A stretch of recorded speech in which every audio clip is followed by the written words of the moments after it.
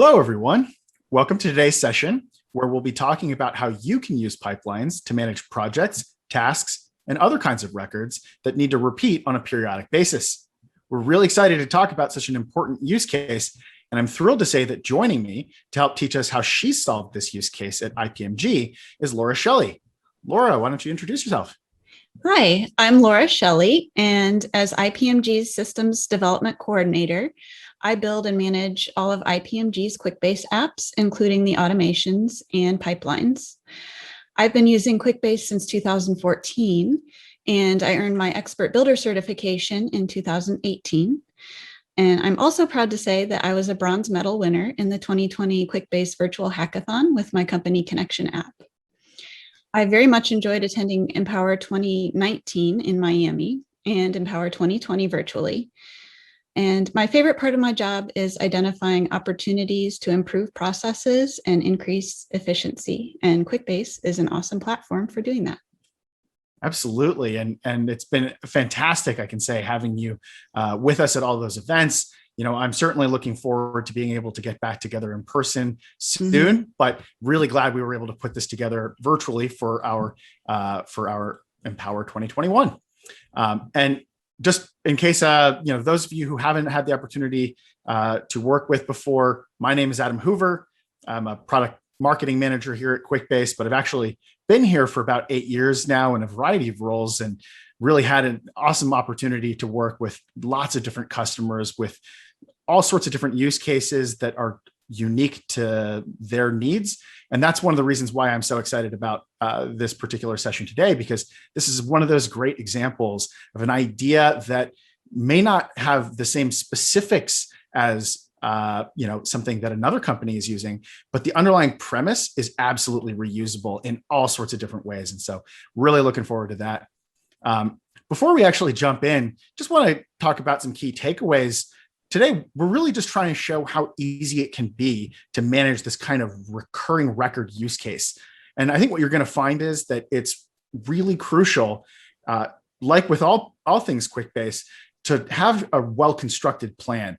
So make sure that you've mapped out your requirements and your process, kind of planned the logic a little bit, and that you have a place to actually test this out a little bit in a non-production way. So an environment where you can actually try some ideas, and play around a little bit before you actually implement it for real. The last thing I'll say as far as key takeaways, this is maybe not unfamiliar for those of you who have heard me talking before, but conditions to close loops. This is one that some of us, maybe myself included, have gotten in a little bit of trouble before forgetting to put in the right kinds of conditions. And that can lead to all sorts of things that we don't want to see happen, including grumpy emails from our operations team, which I'm not saying that I for sure have received, but I think you guys get the idea. No, but in any case, I think as long as we're kind of keeping these 4 things in mind, we're going to be really successful. And the last thing I want to kind of cover before we jump in here is just a little housekeeping. Just want to make sure that everyone has an opportunity to get familiar. I know there's lots of other sessions here at Empower this year, but if this is your first, of course, On24 has a lot of different options, and just take a moment to get familiar with the interface. We will have some links for you in the related content section, so you can check that out. And I'd love to have everyone using that Q&A widget. So if you've got questions throughout the session, we'll be doing our best to answer those live. And then we've got time specifically at the end to take a few more of those questions. So keep them coming, and we'll do our best to make sure that we're clarifying as much as we can. And that said, our agenda is going to be pretty straightforward.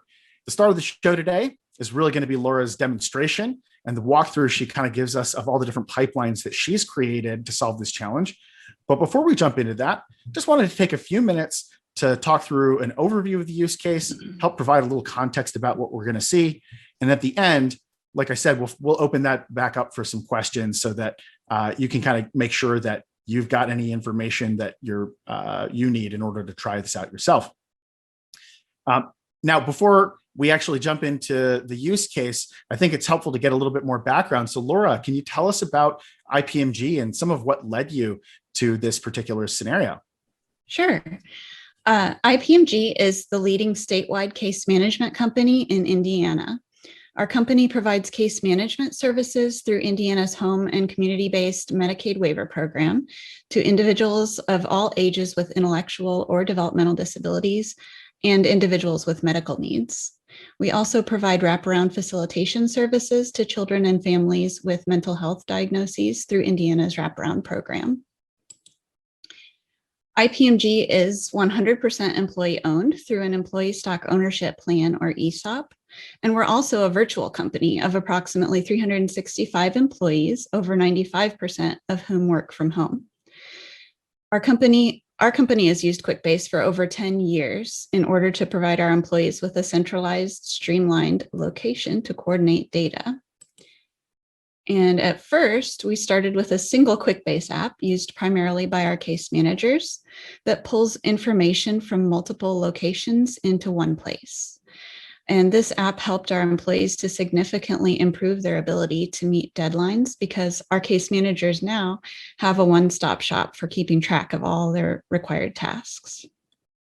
Over the years, we've expanded our use of Quickbase significantly, and now we have a robust ecosystem of over 40 different Quickbase apps that we use for various purposes. Because IPMG provides healthcare services, we are required to maintain HIPAA compliance, and Quickbase allows us to do that. And as a virtual company, other tools we use extensively include GoToMeeting, GoToWebinar, and DocuSign. And we also have a HIPAA compliant OneDrive that's integrated with our Outlook email. The app we're going to be talking about today is a tool that I developed that's used by IPMG's Outreach and Communications Department to coordinate projects such as social media awareness campaigns, recurring projects like our annual survey, and other scheduled projects that repeat on a regular basis. Fantastic. And I think it's so wonderful to hear stories like this where, I'm glad we're not the only ones that, here at Quickbase that have kind of grown our usage over the years, starting with just a one use case. And, it just kind of goes and propagates from there. It's a pretty familiar tale. I'm sure lots of other people watching this will be able to relate. And I can imagine that being a remote organization, lots of different people all over the place, staying coordinated is especially important, and having the right tools in place to do that, I'm sure is a big part of day-to-day life for everyone at IPMG. Mm-hmm. All right. Yeah, so, definitely. Oh, great. Well, I really can't wait to look at this demo. Just to give a little bit of context to folks, there's a few things that I think are important to highlight. And the first is that recurring records can take a lot of different forms.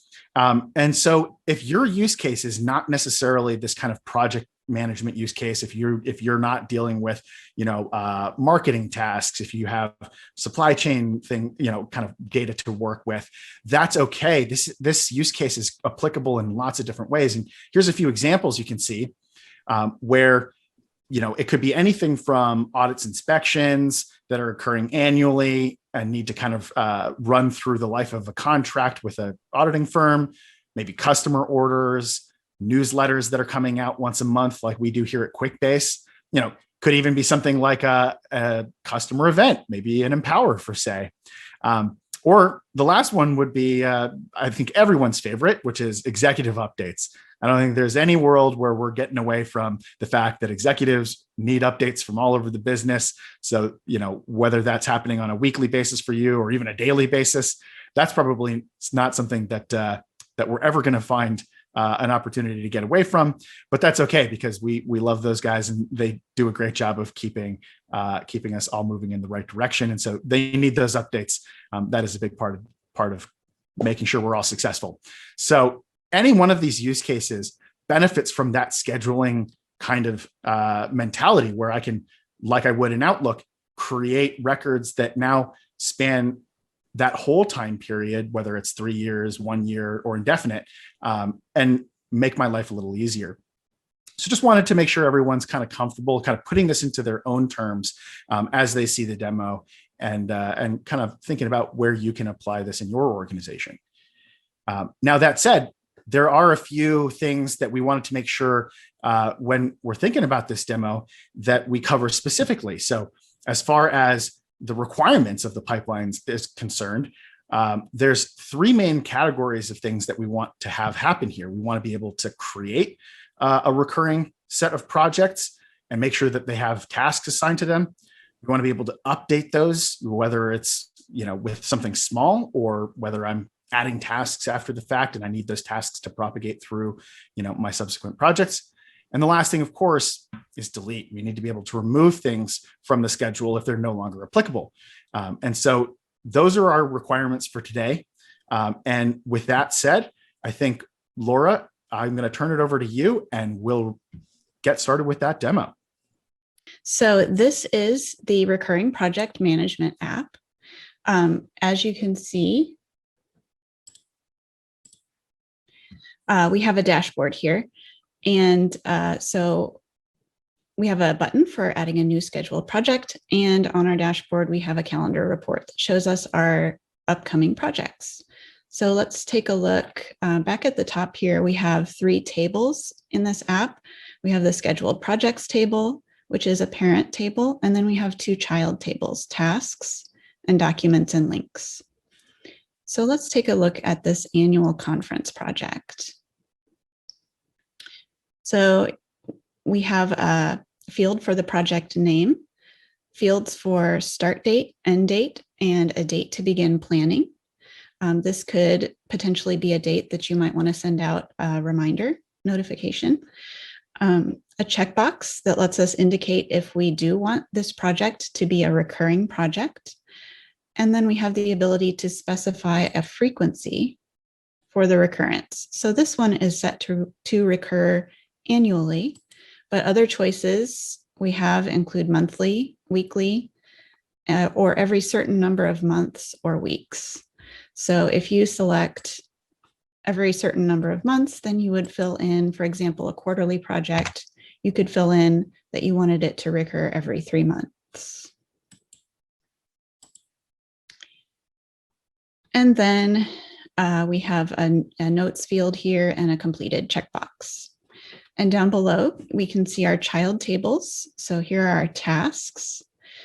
And then here are documents and links that can be attached to a project record. So let's just take a quick look at what a task looks like. We'll take a look at the prepare materials task. So here we have our parent project, which is annual conference. And then our task name, once again, is prepare materials. We have a description, a due date for the task, a checkbox to let us indicate if we want this task to be copied over to recurring instances of the project, person responsible, and a completed checkbox for the task. So let's just take a look at how this works. So let's add an annual report project. And let's say we want to start this on March 15th. We want to be done by March 31st.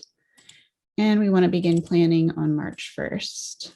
We do want this to be a recurring project, and it's an annual project. So let's save and close. And then we will take a look back at the scheduled projects table. And we're going to filter. So we're just looking at annual reports. And here we can see this is the original instance of the project that we just created with our 2021 dates. And then down below, we have two more instances of the project that were created by our pipeline in 2022 and 2023. Wow, I love that it just goes ahead, it creates it automatically, and that it looked like you can even just drop that in that menu and pick whatever frequency you want. In this case, it was annual, but if it needed to be, it looked like if you needed it to be every couple of weeks, every 4 months, you can even kind of factor in odd timings like that, and it still works. Mm-hmm. Well, that's fantastic. Yeah. And I can imagine that, there's all sorts of things that we can do beyond just, making sure these get scheduled. If you wanted to be really ambitious, it sounds like you might even be able to integrate that with, Outlook and make sure that there's like scheduled events kind of showing up on people's calendars. They're getting reminders about that kind of thing. Is that something you'd agree with? Yeah, definitely. We actually use the built-in reminders in Quickbase, but you could definitely use pipelines to set up Outlook calendar invites and reminders. And absolutely. Excellent. Well, I know that's not on the docket for today, but I'm really looking forward to actually diving in a little deeper to the pipelines that are facilitating this use case. So do you mind kind of showing us behind the scenes how that actually comes together? Sure. So let's just take a look at, we have 5 different pipelines that we're going to be looking at today. But the first one is responsible for what we just saw with the creation of the future instances of the annual reports project. So let's dive in and take a closer look at how this works. So this one triggers on when a record is added in the projects table. So once again, the trigger is when a record is created in the scheduled projects table. And the condition is when the recurring checkbox is checked. And then down below, we also have another conditional block before this pipeline will continue to run. And we have this next start date field. This is a formula date field that calculates the start date of the next instance of the project. So let's just switch back into the app here and take a look at we actually have 3 formula fields here. They're all very similar, but they calculate the next start date, next end date, and next planning date. So we're going to look at next start date here. And you can see that it looks at the frequency that was selected on the project and then calculates the start date of the next instance of the project, depending on whether it's annually, monthly, weekly, etc. Okay, so back into the pipeline. This pipeline will continue to run again if that next start date is less than 2 years from now. So as long as those conditions are met, then it will create a new record in the scheduled projects table. So it's creating a copy. And so it's copying over the details of the project, including the project name, the frequency, and whether it's recurring. And then for the date fields on the new instance of the project, it gets those values from those formula fields that we just looked at. So the date to begin planning on the new record will be that next planning date that was calculated in that formula date field. Similarly for the end date and the start date.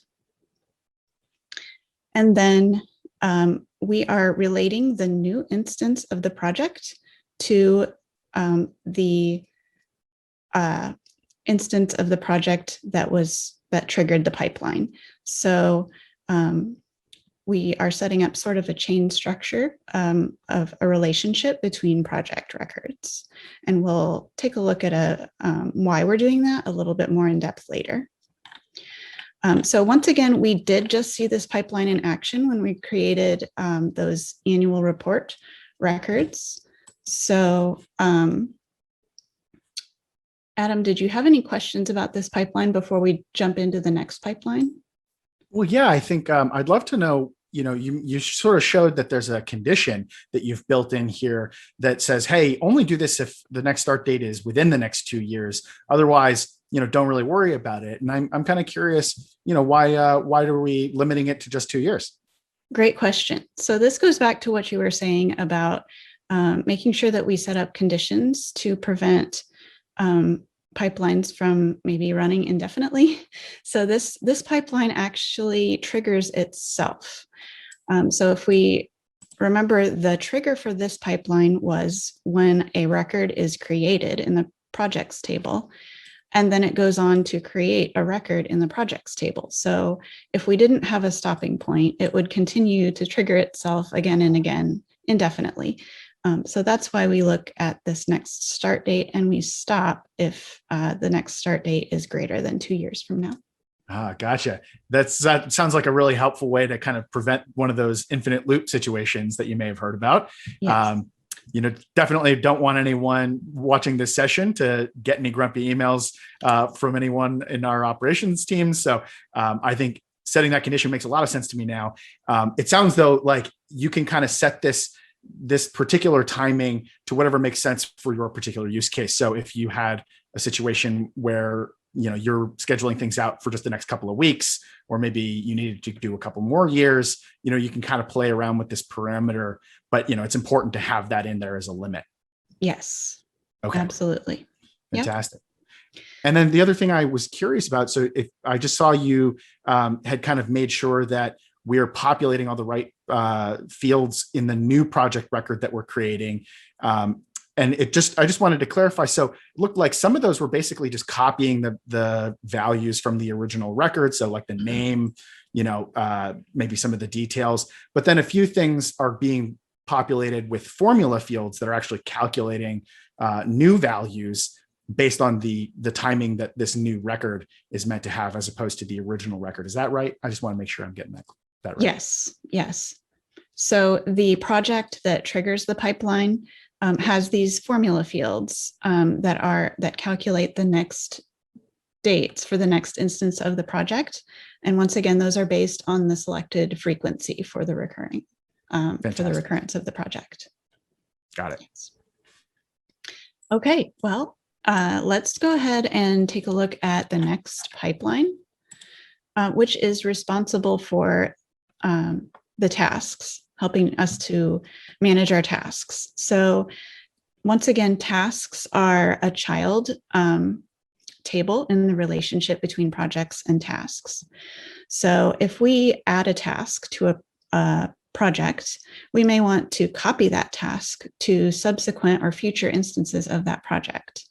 So this pipeline uses a newer trigger that's been made available in pipelines called on new event. So this trigger is different than triggering when a record is created, or when a record is updated, or when a record is deleted. You can actually select multiple types of events that could trigger this pipeline. So this particular pipeline will trigger when a record is added, or it will also trigger when a record is modified. And I think for anyone who hasn't had a chance to see these new combined triggers yet, or if you're wondering why you might have missed that, it is very new, as Laura mentioned. But I think it's a fantastic way to prevent yourself from having to create, too many pipelines to do the same thing. In this case, you really only needed the one to accomplish what you were looking for, right? Yes. Yep. So definitely super handy. So once again, this is triggering when a task is added or updated. And it only triggers if the checkbox field called copy this task to recurring projects is checked. And we can see that conditional query down here, the copy this task to recurring projects checkbox is checked. Then the pipeline will continue on to this conditional block. So once again, we only want this pipeline to continue to trigger itself if the next due date is less than 2 years from now. As long as those conditions are met, then we're going to create the next instance of this task. So we are creating a record in the tasks table, and we are copying over a lot of the information from the original instance of the task that triggered this pipeline, such as the task name, the task description, the person responsible. And then we are filling in the due date of the new instance of the task with the calculated due date from the next due date formula field. This is a formula field on the tasks table that's set up very similarly to the formula date fields that we looked at on the projects table. It does the same thing. And then finally, we have to connect this newly created task to a parent project. So somehow we need to know the record ID of the project that we need to connect this child task to. And so we have a field here.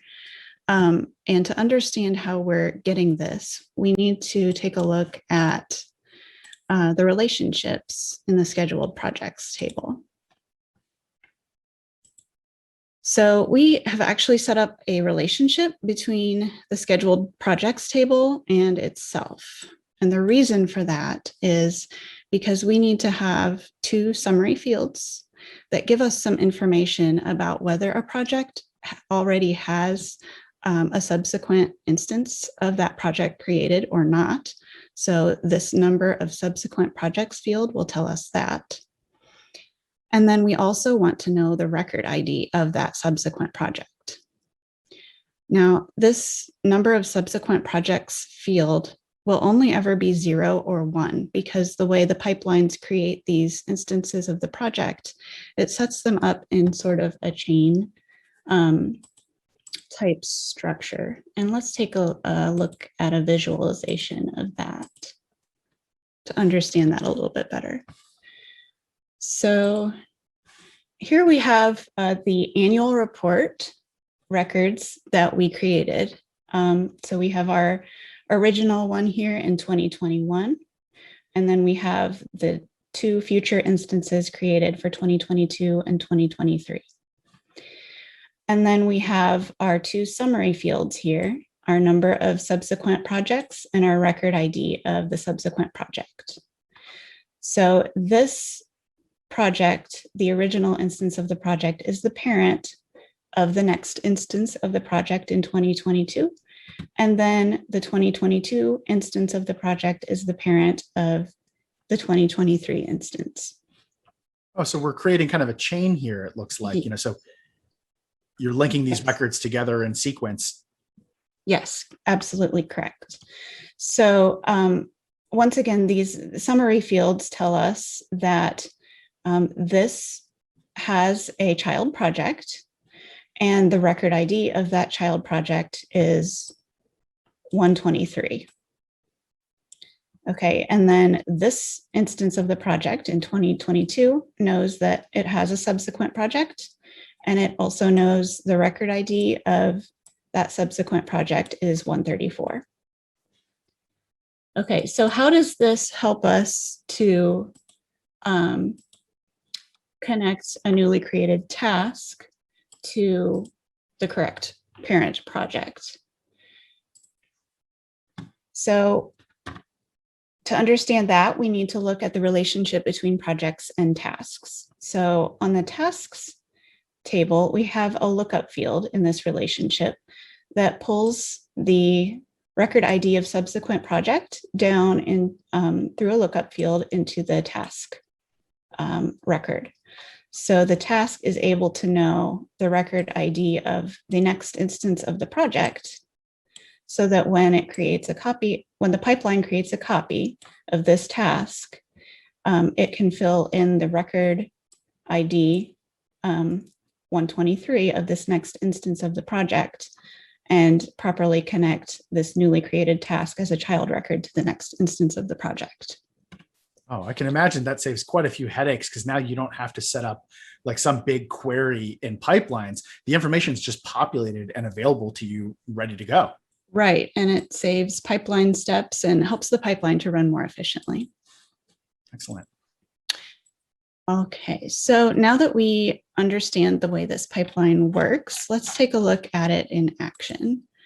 So let's take a look at this Employee Appreciation Week project and add a task. And let's say we want to buy donuts for our employees to show them how much we appreciate them. Ooh, this is the kind of work I can really get behind. I know, right? Okay, so there we go. And we have made sure to check the box to copy this task to recurring projects. So let's jump back into our projects table here, and we only want to look at the Employee Appreciation Week projects.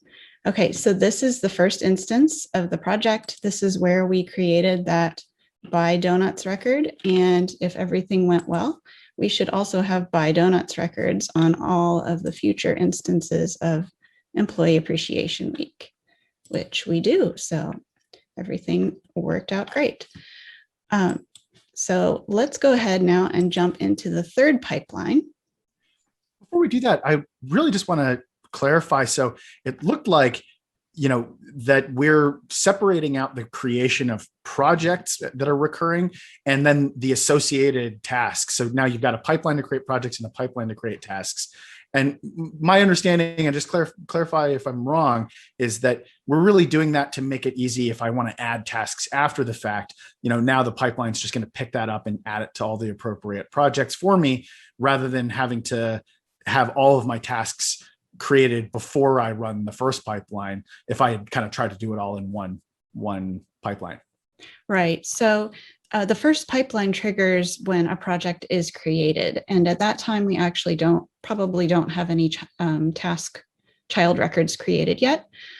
So that's why, exactly as you kind of described, we have a separate pipeline to copy the tasks over to the future.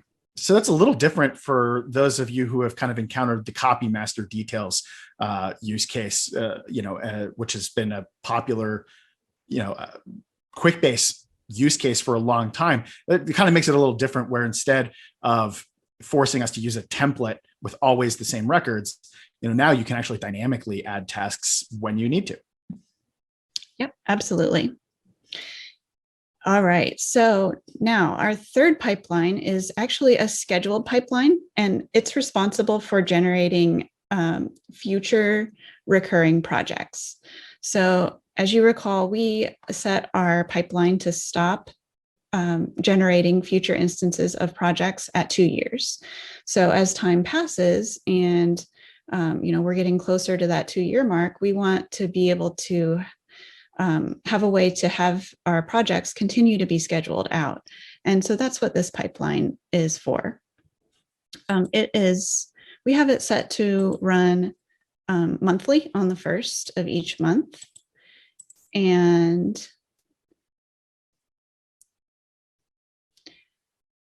so when it runs, it will search the scheduled projects table for any projects that have the recurring checkbox checked, where the number of subsequent projects is less than 1. Again, this is one of those summary fields that we have in the relationship in the scheduled projects table with itself. And also, we want to make sure that the next planning date is less than 2 years from now in order for this pipeline to continue to run. So for each project that this pipeline finds, it's going to create the next instance of that project. So this, once again, is basically creating a copy of the project, the next instance of the project. So it's filling in, copying over things like the project name, the frequency, the fact that the project is recurring, and then filling in the date fields with those calculated next dates from those formula fields. And then once again, we are relating the newly created project to the project that triggered, well, in this case, that was found through the search in step A of this pipeline. So once again, these projects are being set up in sort of a chain format. And I can see how it's just kind of following very similar logic to that first pipeline. It's when it creates those records, it's just using that same kind of information that we were using before. Yes. Yeah. Okay. So then in addition to copying or creating the next instance of a project, this pipeline also then searches the tasks table for any tasks that are child records of the project needing to be copied or needing future recurrences made of that project. So this finds tasks where the related scheduled project is the record ID of the project that was found in step A. And it also makes sure that the copy this task checkbox is checked so that we're only copying tasks that we really want to copy. And then for each one of those tasks that the pipeline finds, it's going to create the next instance of that task. So creating a record in the tasks table and filling in all of the information for the copy of the task, copying over the description, the name, etc., filling in the due date field with the calculated due date from the next due date formula field, and relating the task to the correct parent project, which in this case, it's a little easier because we have the record ID of the newly created instance of the project from step B of this pipeline. So that's why we're able to just say record ID from this particular project that was just created. Got it. So this covers both projects and tasks. And it looks like, so it's really helping get around that looping issue that we mentioned earlier, where you've kind of had to put a limit on your first pipeline. But this allows us to say, hey, even though there's a limit on that first pipeline, it's still going to actually keep that schedule moving forward indefinitely. We're just not going to inundate the system with thousands of requests for records that we don't need quite yet. Exactly. Yes. Yeah. So it keeps it moving, as you said, and does it as efficiently as possible. Got it. And I know you mentioned you have this running on a monthly basis. Is there any particular reason for monthly, or could we do another timing if we needed to? Yeah, that's sort of an arbitrary decision that we made. That's what works for us. It seemed to be what made sense for us. But, if on an annual basis made more sense for a company, or even more frequently, maybe if you selected a shorter time frame for the pipeline to stop than 2 years, then maybe you'd want this scheduled pipeline to run weekly or something like that. And you could definitely do that. Got it. And then one last thing I actually think I noticed, but I'm not sure if I'm right about this. I think I saw that we kind of have that same condition where we're kind of saying only do this if there's a date in the future. But in this case, I'm not seeing that kind of if condition in the body of the pipeline. It looked like it was just in the trigger itself. Is there any reason why we approached that a little differently when designing this pipeline versus the first two? Yes. So in the first two pipelines, we had to separate out this next planning date condition into its own conditional block. And the reason for that is that when I was building these pipelines, I found that because those pipelines trigger or have the potential to trigger on the creation of a brand new record, this next planning date, which is a formula field, wasn't necessarily initialized. The value hadn't been calculated yet.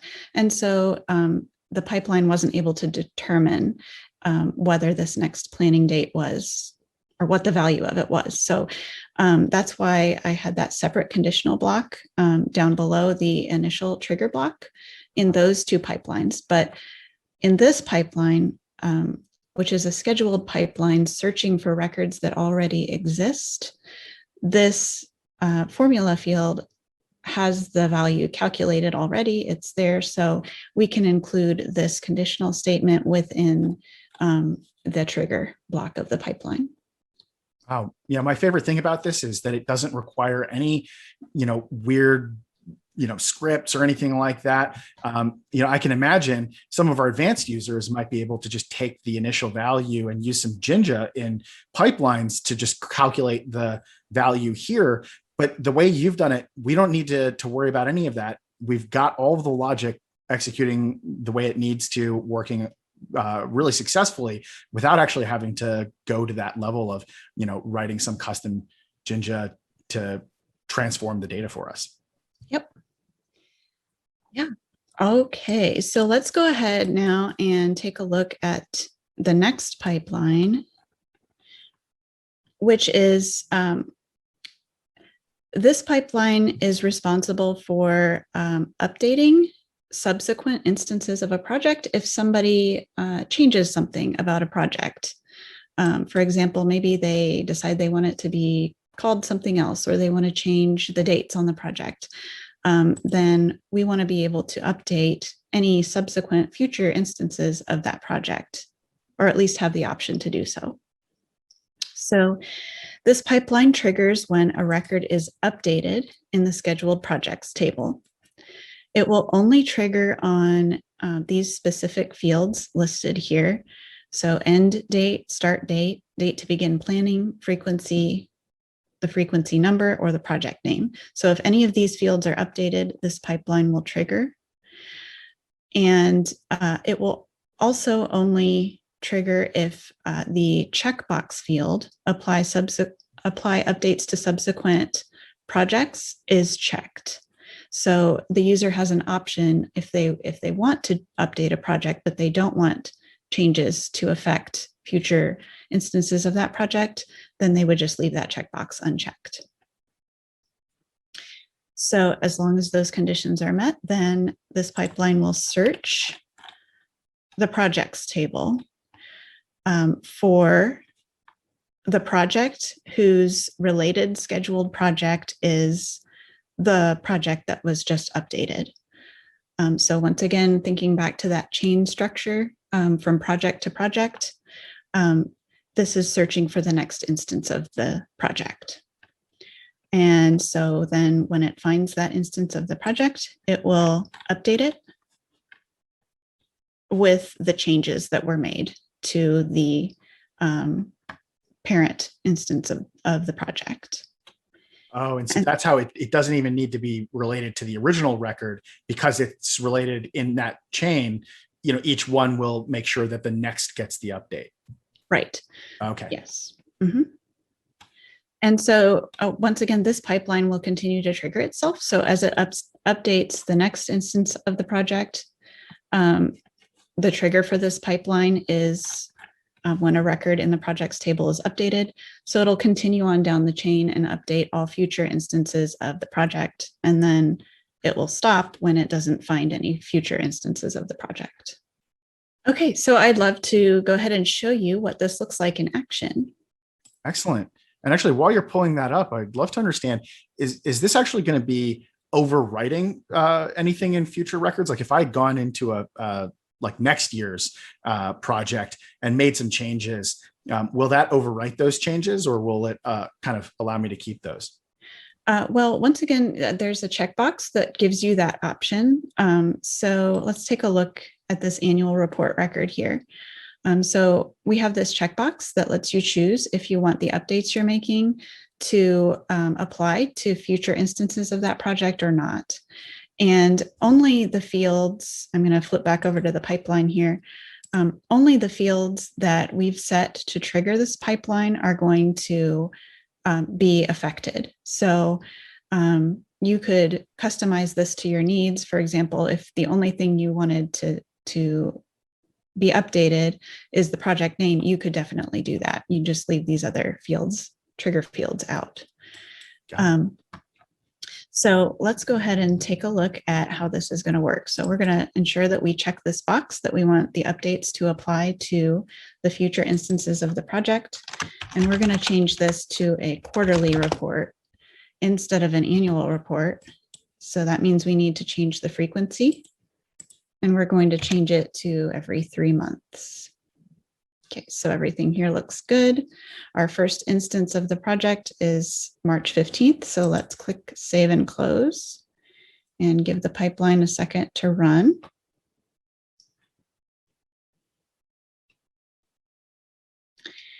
And then I'm going to go ahead and refresh this.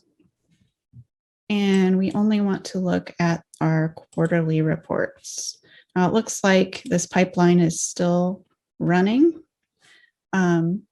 So I'm going to give it a little bit more time here, and sometimes it takes a minute. So, okay, I can see that one of them has been updated. There we go. So now all 3 instances of this annual report project that we had have been changed to a quarterly report, and you can see the dates on these records have been updated. So now they're all within 2021. Now, this is where we only have 3 instances of this right now, and we want to ideally have up to 2 years worth. And so this is where that scheduled pipeline will come in. It'll kick in on the 1st of the next month, and it'll find this last instance of the record in September of 2021 and say, hey, this the next start date for this is less than 2 years from now, and it doesn't have a child record. So it'll go ahead and schedule out those remaining records. Wow, I love that the logic of all of these pipelines is really working in tandem to facilitate the overall use case. And you've really created a very thorough, comprehensive, way to make sure that not only are the projects getting created, they're also getting updated appropriately. And you've accounted for, instances like this where, hey, maybe scheduling has changed. And now I want the system to even automatically backfill new records that are supposed to be there. I think the only thing we haven't seen so far is removing things that are no longer appropriate. So do we have a kind of a fix for that as well? Yeah. So that's where our fifth pipeline comes in. Okay, so this pipeline will trigger when a project is deleted. In order to keep our data clean and our tables clean, we also want to delete the child documents and links and child tasks on that deleted project. So let's take a look at this.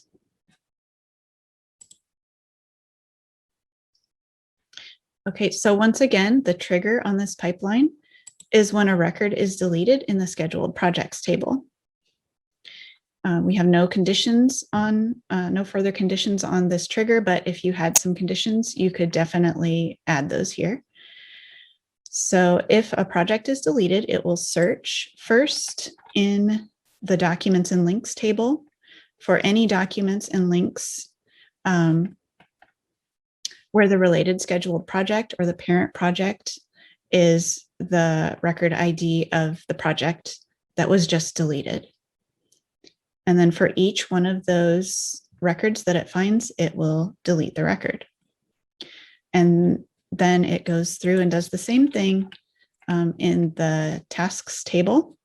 So it will search the tasks table for any tasks where the related scheduled project or the parent project is the project that was just deleted.